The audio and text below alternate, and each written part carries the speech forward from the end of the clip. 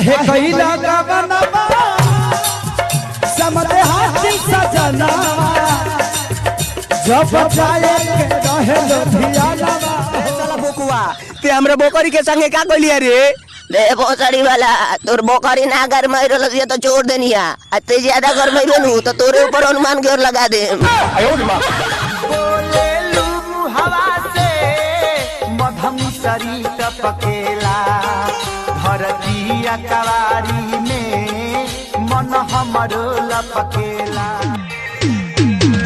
तोहके भूले खातिर लबदी रे खेली दिन रात पबदी रे तोहके भूले खातिर लबदी रे। ए सोइया सोनावा कैसी करिया दिल्ली शहर से लइहा ए राजा सोनावा कैसी करिया।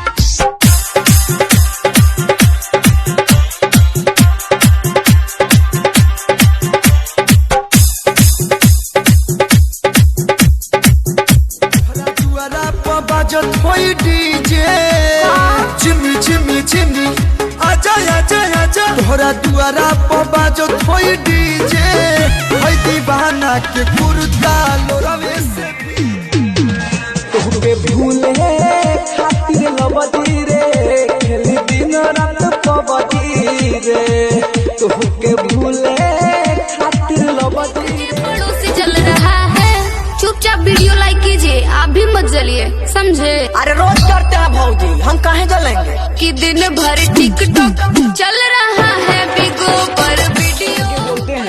क्या करोगे तुम आखिर कब्र पे मेरी आकर। और उसी बात पे हमारे यूपी बिहार के लड़के बोलते हैं दारू पी के भौजी से प्यार करेंगे। शहर के लड़के बोलते